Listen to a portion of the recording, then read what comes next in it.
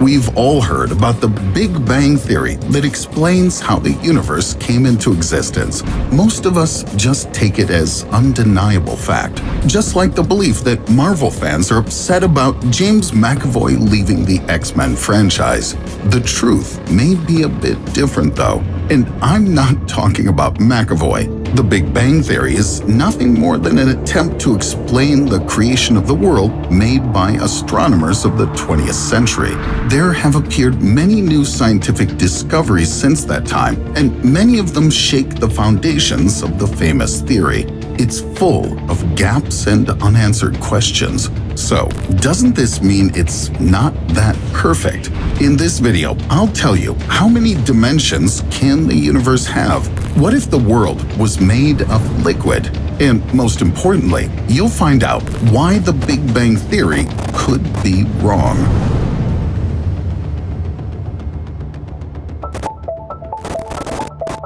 At first, it seems that the Big Bang Theory sounds plausible. It says that around 14 billion years ago, the universe existed as a space singularity.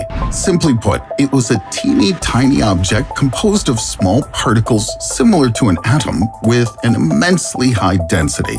The object was so hot that at some point it suddenly expanded and triggered the Big Bang. This baby grew to the size of a solar system at a speed similar to something like the speed of light. Modern scientific studies partly confirm this version of events. Observations show that other galaxies move away from us, and the distances between them become longer as well. This means that they used to be located much closer to each other. It turns out that the universe is expanding, and according to astronomers, this process will end sooner or later. And then the world will start contracting back into that space baby it was at the very beginning. Any questions? Yes, lots of them. First of all, this theory doesn't mention what led up to the Big Bang and singularity. Could it be that scientists forgot to tell us about that? No, they just don't know what to tell us. Everyone nurtures the hope that they'll find the answer in the theory of quantum gravity when the world's best brains finally sort it out. Secondly, the theory claims that starting from the moment when the Big Bang occurred, the expansion of the universe has been accelerating. But what is the reason for that? Forgot to tell us again? No, just have no idea again. Thirdly, the universe is much bigger than our eyes can see. Equipment designed for astronomical research becomes more advanced and lets us detect more distant objects. Scientists need to better clean their glasses and their telescope lenses, and then they'll see there's no reason to believe that the process of expansion will ever stop. The most formidable opponent of the Big Bang Theory is the hypothesis saying that the world appeared out of nothing. It not only denies the singularity that preceded the Big Bang, but also excludes the possibility that the universe will eventually contract back into its original state. Scientist Ahmed Farag Ali reckons that the universe has neither a beginning nor end. Its size and lifetimes are infinite. Other alternative theories also argue with the Big Bang Theory over many details. For instance, they disagree that there was just one bang. The cyclic model of the universe, proposed by American physicist Paul Frampton, assumes that there actually were a series of Big Bangs. What's more, they keep occurring all the time. According to one of the versions suggested by this theory, dark matter triggers the expansion of the universe until it splits into separate fragments. Each of them becomes a new contracting universe that releases energy, which, in turn, causes another Big Bang. This cycle endlessly repeats, which rules out a beginning or end of time as stated by the Big Bang Theory.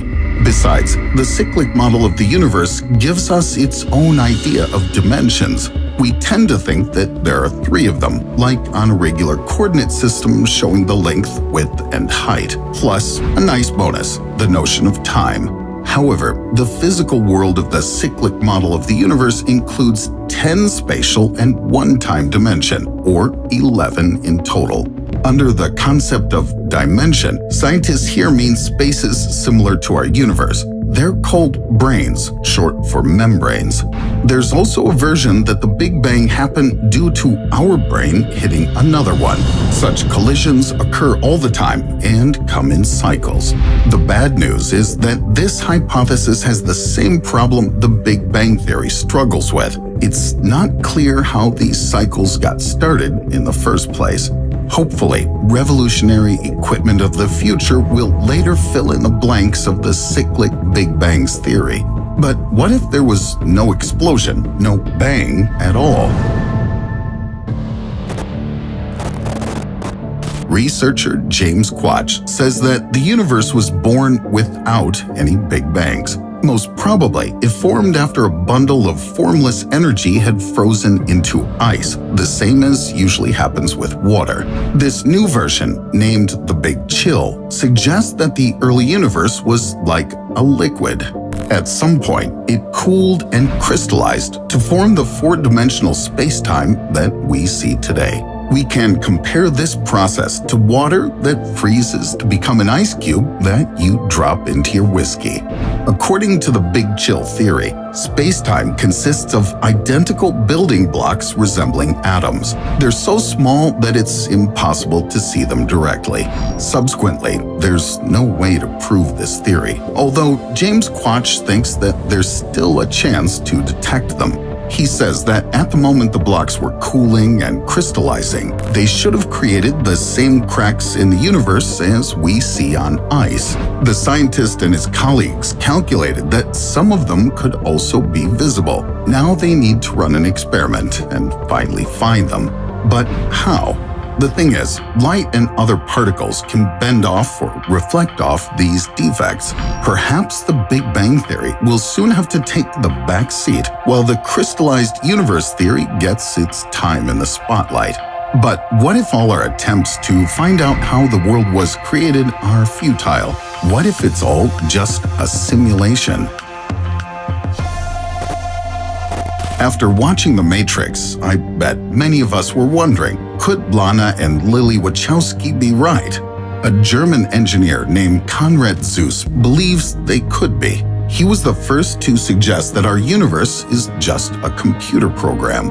His follower, Professor Seth Lloyd, who refers to himself as a quantum mechanic, claims that everything in the universe is made of bits, zeros and ones, and our world is, in fact, a simple database. This idea doesn't deny the fact that our world consists of atoms. It just says that there are bits of information too. If we think about it, we can conclude that atomic collisions are operations, machine language is the laws of physics, and the universe is a quantum computer. It could be a universal Turing machine, for example. This is an abstract computer equipped with doubly infinite tape that's divided into cells. The control unit can move left and right on the tape and perform read-write operations. And who knows, maybe one of the cells contains complete information about you, the universe, and even James McAvoy. Perhaps we're all some kind of an interface that gives access to the universal internet data. The uncertainty principle of quantum mechanics could serve as indirect proof that our universe is a virtual world. According to this, particles are unstable and only freeze into a certain state when observed. It turns out that Big Computer Brother keeps watching us. Our life is just a simulation. Deal with it. So, where's the truth after all? How do you think the universe was created? Do you prefer the version saying it's a boiling kettle while our planet is just one of the bubbles? Or is everything around us a hologram? Or maybe it doesn't matter anyway, because James McAvoy is so hot that he'll soon erupt and create a new McUniverse. Drop a comment and let us know what you think. Also, check out this video where I talk about actual walls we can find in space, and specifically the giant wall astronomers found at the edge of the universe.